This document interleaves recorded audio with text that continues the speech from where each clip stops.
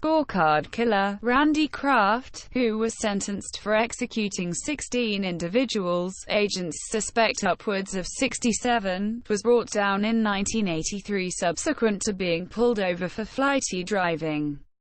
At the point where Kraft left the vehicle, he threw his lager container aside and acquired himself a ride downtown, after Kraft was securely made sure about in the rear of the squad car. The capturing official went to beware of the traveler in the front seat. The youngster wouldn't awaken, which happens when you're dead. One of numerous motivations not to drink and drive.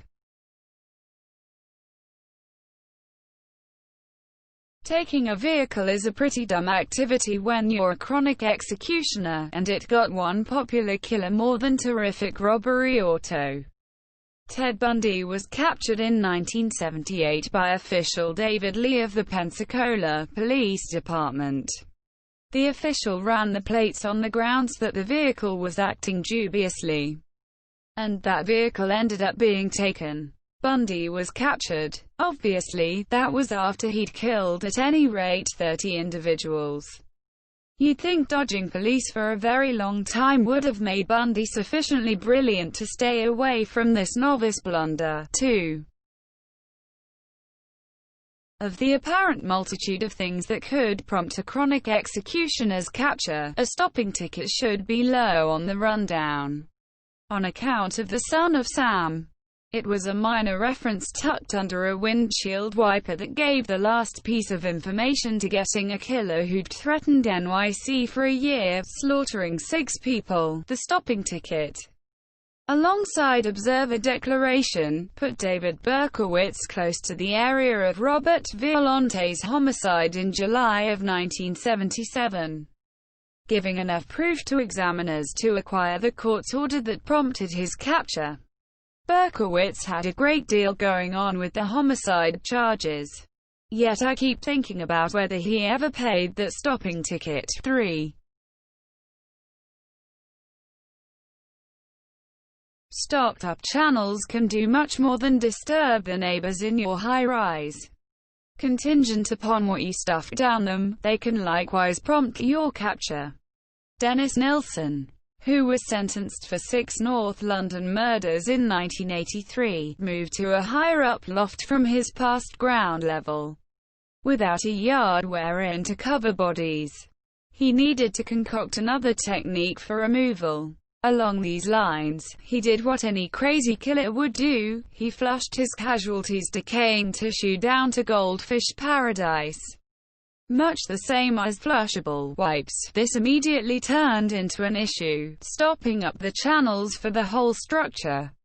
Whenever it was found that human remaining parts caused the blockage, specialists immediately flushed Nilsen out. 4.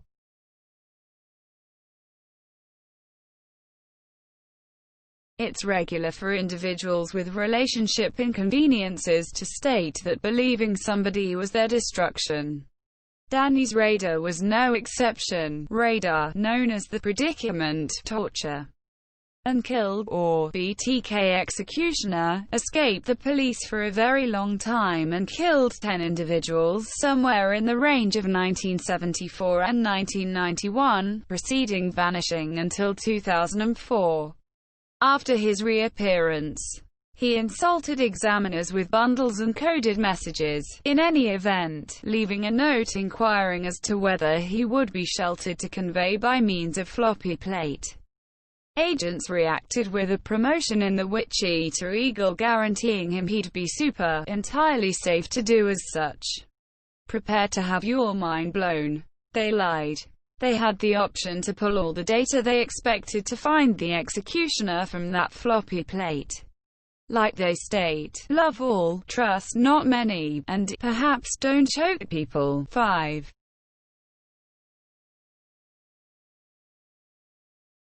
Rule number 1 for pulling off homicide is to keep your character mystery. In this way, on the off chance that you circumvent dropping your ID at a wrongdoing scene, you're presumably going to get caught. Peter Goebbels, whose sequential murdering was a result of his sequential assaulting, must not have known principle number 1.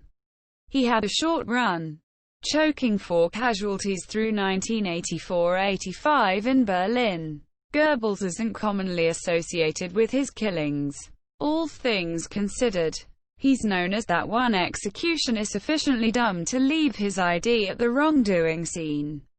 Authorities don't need to burn through a ton of time researching when you leave all your data at their homicide.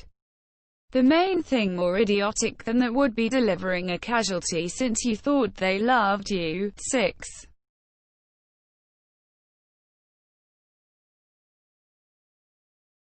The vast majority concur that you shouldn't slaughter individuals. They additionally concur that on the off chance that you do kill individuals, you presumably shouldn't deliver a casualty since they claim to like you. Lisa Noland was 17 years of age when she was caught by Bobby Joe Long and assaulted over a 24-hour time span. As a previous survivor of misuse, Noland had built up the expertise to endure a victimizer. Thus, similar to an ace, she had her influence, lying and pacifying the neurotic until he accepted she had affections for him. He even gave her a ride home. She was blindfolded for the majority of the experience. Yet releasing a casualty breaks the chronic executioner code, and delivering Noland eventually prompted his arrest.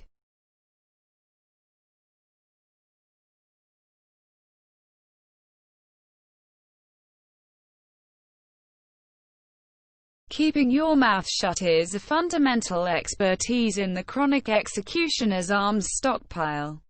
It's one field where gloating will end your vocation early. The Lane's Angels of Death. A gathering of medical caretakers turned sequential executioner, taken in this the most difficult way possible. The Lane's Angels of Death worked out of a medical clinic in Vienna, Austria. Under the bearing of head angel Waltraud Wagner, the gathering harmed, overdosed, and suffocated at any rate 42 patients, potentially more than 200. They were got in and sentenced in 1989 after a specialist caught them gloating and kidding about their latest murder. Because of Austria's maximum sentence laws, the entirety of the Angels of Death had been delivered by 2008.